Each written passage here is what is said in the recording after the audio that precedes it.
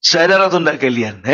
Belakangan ini yang namanya Deddy Sitorus nggak kedengaran lagi kuar-kuarnya.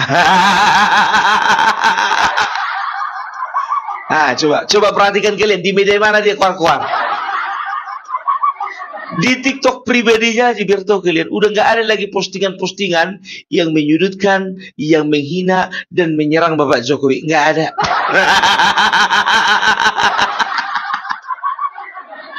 Kalaupun ada, postingan orang yang diposting lagi.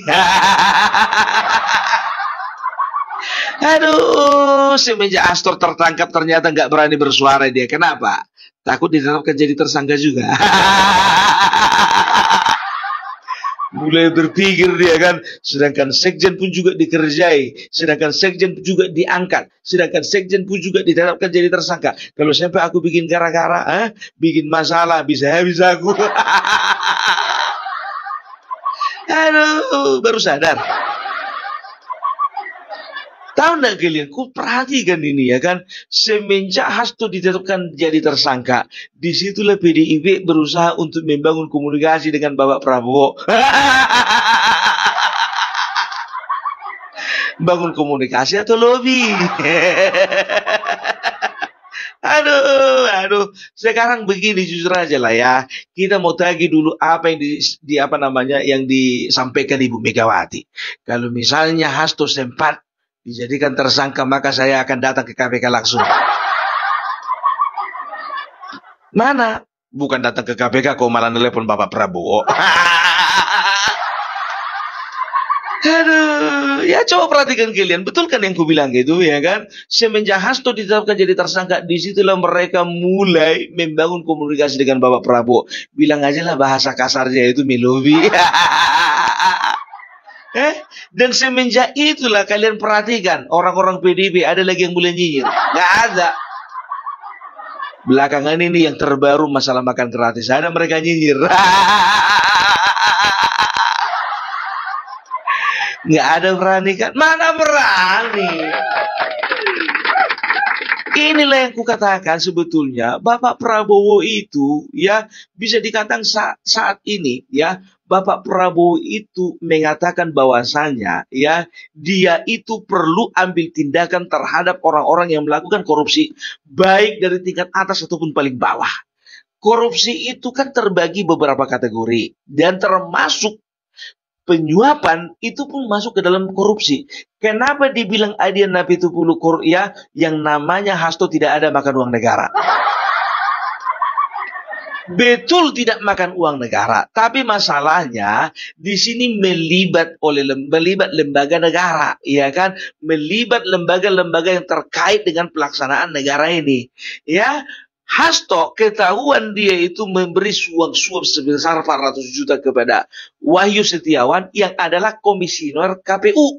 Walaupun dia ex dari orang PDIP, tapi ketika dia sudah menjadi KPU, komisioner KPU, maka dia bekerja untuk negara, bukan lagi untuk PDIP.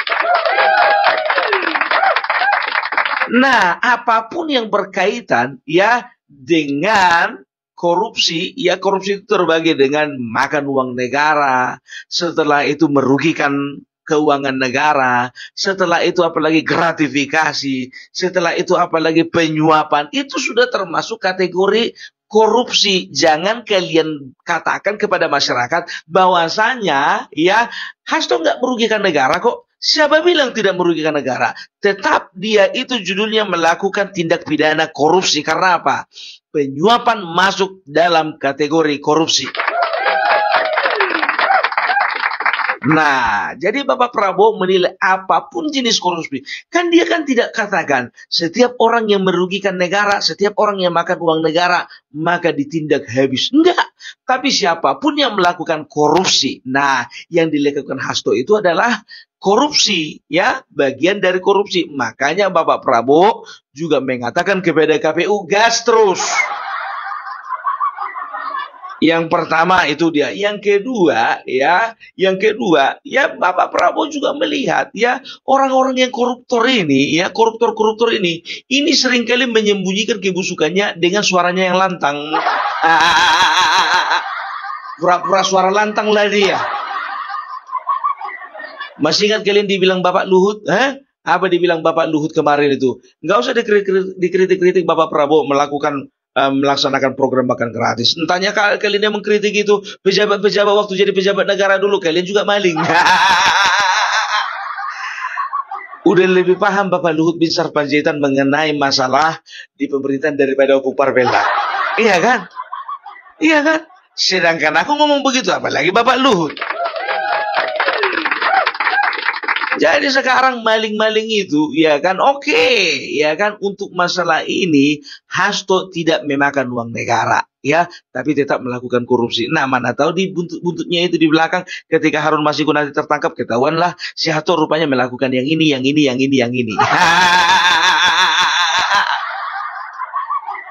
Yang belum nongol aja si Harun. Kalau sempat dia nongol dan dia, ya, bersedia untuk menjadi kooperatif gitu ya, kooperatif kepada KPK, ya kan, sehingga dia membeberkan kejahatannya ini, ya kan, nah ketahuanlah di situ semua. Apalagi mulut-mulut kayak si Hasto ini, jujur aja ku bilang, ya ini sangat meresahkan.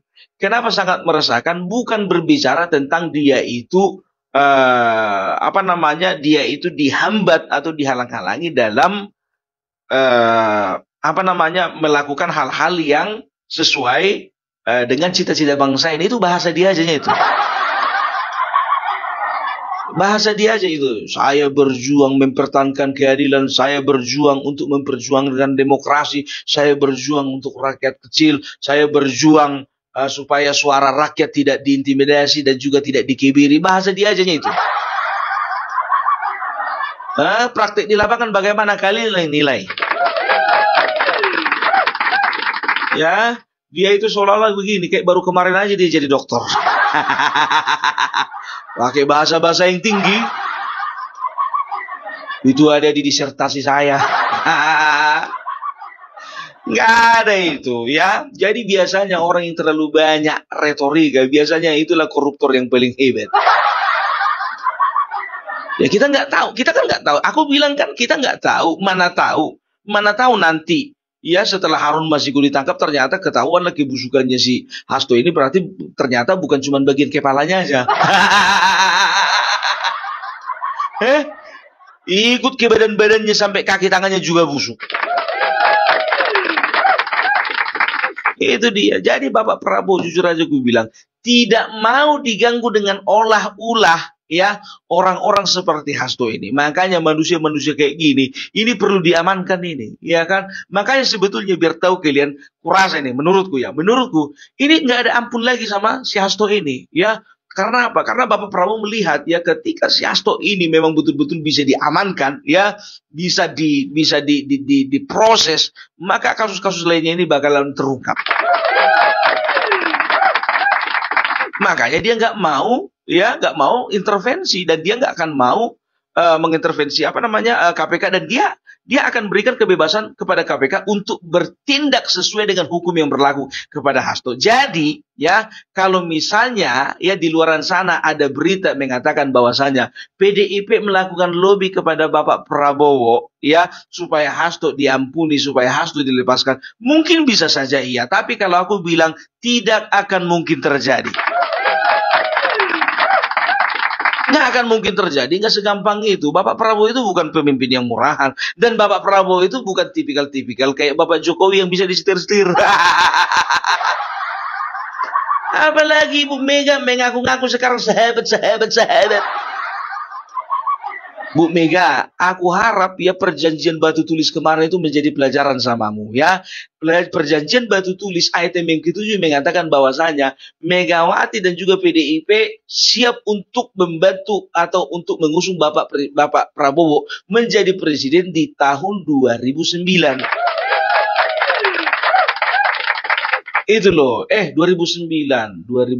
bukan 2014 ya, perjanjian itu 2009. Kalau 2009 itu Ibu Megawati mencalonkan diri ya, 2014 ternyata kau mencalonkan Bapak Joko Widodo. Ku bilang sama kau ya, dan ku bilang sama kalian, andai kata, ini ingat ya, andai kata Bapak Jokowi figurnya waktu itu belum nampak dan Megawati kala itu, dia itu betul-betul memang bekerja sama dengan Bapak Prabowo. Kurasa Bapak Prabowo sudah menjadi presiden tahun 2014.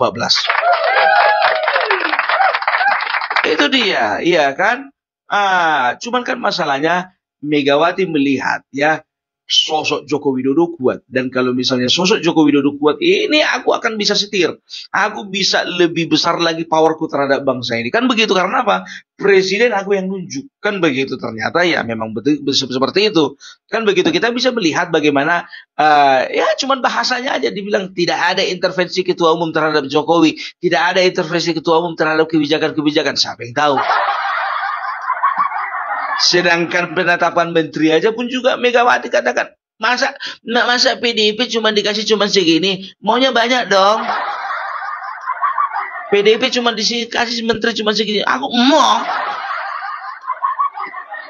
Nah, jadi dari sini kita bisa lihat, kita bisa nilai ya betapa rakusnya seorang Megawati. Ya rakus lah, kan begitu. Demi ambisinya dia korbankan persahabatan. Korbankan, makanya aku bilang ngaku-ngaku orang ini sahabat. Enggak. Makanya Bapak Prabowo itu bukan orang bodoh, itu dia itu seorang prajurit, dia itu jenderal, dia itu bisa berpikir mana teman yang bisa diajak untuk bersuka duka dan mana teman yang harus dijauhi. Alangkah bodohnya kalau Bapak Prabowo mengorbankan persahabatan dengan Jokowi, cuman gara-gara Megawati. Kalau ku bilang itu bongak bin bongak itu, goblok bin goblok, tolol bin tolol. Maksudnya apa? Ya itu berarti kebodohan ganda. Iya. Gara-gara mendekat kepada Megawati, dia korbankan persahabatan dengan Bapak Jokowi. Orang gila pun tahu ya kepada siapa dia berbuat baik. Kalau misalnya ada orang ngasih dia makan, maka dia akan berbuat baik kepada orang yang dia ngasih dia makan. Itu orang yang kurang waras. Nah, ini seorang jenderal, dia pasti melihat bahwasanya saya bisa jadi presiden yang pertama karena endorse Bapak Jokowi, yang kedua karena Gibran efek. Ini yang apa? Yang apa namanya? Nggak nyampe ke otak orang ini satu-satu. Ada pula lagi berita, ya kan, mengatakan bahwasanya mereka berusaha untuk menggeser Gibran. Kalah apa? Aduh, segampang itu. Enggak lah ya. Enak aja mengganti-ganti. Udah aku bilang sama kalian, andai kata Ganjar berpasangan dengan Gibran, bisa jadi mereka yang menang. Andai kata ya Muhaimin Iskandar dia jadi capres kemarin, jadi cawapresnya itu Gibran, mungkin juga dia menang. Kalaupun misalnya Amin Rais jadi capres, wakilnya Gibran, nah itu kemungkinan menangnya nggak ada.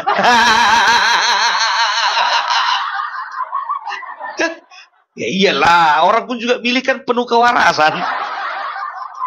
Jadi kalau misalnya wakilnya anak presiden, calon presidennya Amin Rais mau begitu dengan gampang begitu aja milih? Enggak juga. Aduh, sadar Bu, sadar. Tapi kita lihat ya, sudah kita lihat kan semenjak Hasto ditetapkan jadi tersangka, mereka mulai membangun komunikasi. Mulailah si ibu bilang sama anak buahnya, nggak usah dulu serang-serang. Tunggu dulu, tunggu komando. Makanya biar tahu kalian, ya kan, begitu Hasto ditetapkan jadi tersangka, kemarin itu datang lebih beberapa aktivis mendesak supaya Jokowi juga diusut KPK. Di dalamnya itu si Ray Rangkuti. Kalau kalian tanya sama aku, siapa itu Ray Rangkuti? Aku juga nggak tahu. Apa rupanya perannya terhadap bangsa ini? Aku juga nggak tahu. Tapi dia itu pernah mengatakan bahwasanya dia itu simpatisan PDIP. Sama kayak si Goni simpatisan PDIP. Ya, itu dia. Makanya, ya kan, mereka itu melaporkan Jokowi, ya kan? Tahu nggak kalian, begitu didesak masalah bukti, apa dia bilang? Kita ada datanya kok nggak perlu bukti. Data itu sudah pasti benar itu. Kita kalau ditanya bukti, nggak ada buktinya. Apa itu masa nanya bukti, nanya bukti? Yang kurang warasnya kawan ini. Yang namanya tindak kejahatan harus ada pembuktian. Data mana bisa dibikin jadi bukti? Kayak inilah, ya kan, bukannya bilang apa, kau jurusan apa kuliah kemarin? Jurusan olahraga atau tata boga? Mau melaporkan Joko Widodo dan juga apa namanya keluarganya, tapi nggak pakai bukti, tapi pakai data. Enggak aja ya kan. Sekarang ini biar tahu kalian, baru-baru ini kalau nggak salah baru kemarin itu, apalagi yang demo, ya, GMNI mendesak supaya Joko Widodo diperiksa KPK dan diadili. GMNI, Gerakan Mahasiswa Nasional Indonesia, salah satu organisasi mahasiswa yang terafiliasi dengan PDIP. Banyak orang-orang GMNI itu menjadi calegnya PDIP. Dan banyak juga orang GMNI itu berkiprah di PDIP. Ya, jadi mereka nggak pakai tangan sendiri lagi, mereka pakai tangan-tangan yang lain. Nggak pakai muncung sendiri lagi, keluar-keluar pakai muncung yang lain itu.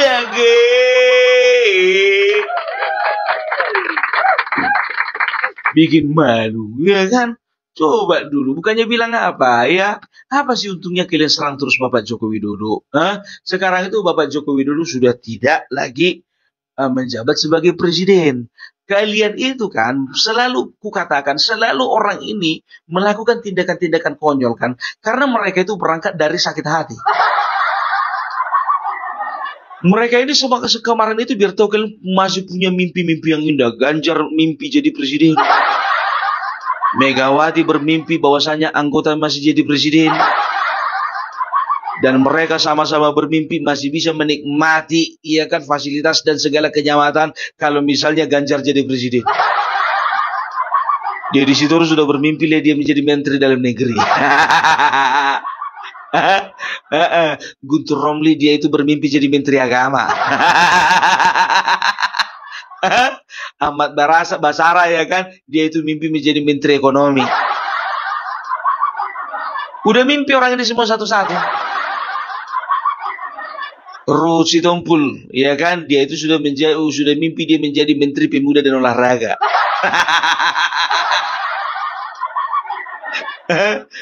Itu dia. Ya, makanya aku bilang, ini orang-orang ambisi semua ini. Mereka sudah punya mimpi awal-awalnya. Ternyata mimpinya dihancurkan. Kita lihat nanti ya 2029 masih sanggup nggak mereka bermimpi? Ya, itu dia. Makanya kalian ketika senang kalian nggak ingat kalian sama rakyat, begitu susah kalian teriak-teriak rakyat mana, rakyat mana. Untuk pemilihan ketua umum pun juga kalian libatkan rakyat kalian sendiri lah itu. Ya, wah, jadi keputusan mengatakan bahwasanya kami semuanya sudah mempercayakan bahwa Ibu Megawati tetap akan menjadi ketua umum tahun 2025 sampai 2030. Rakyat masih memberikan kepercayaan. Rakyat. Kecuali kalau misalnya kalian bikin pemilihan ketua umum melibatkan rakyat secara umum, contohnya, ya iyalah. Ini kan enggak. Udahlah, persiapanlah kalian untuk kongres. Oke, jadi itu dulu dari Opung Parbilak ya. Mudah-mudahan pemerintahnya Bapak Prabowo ini tidak diganggu lagi dengan dengan orang-orang yang seperti Hasto ini ya. Karena apa? Sangat mengganggu, ribut gitu loh, ribut. Merusak konsentrasi.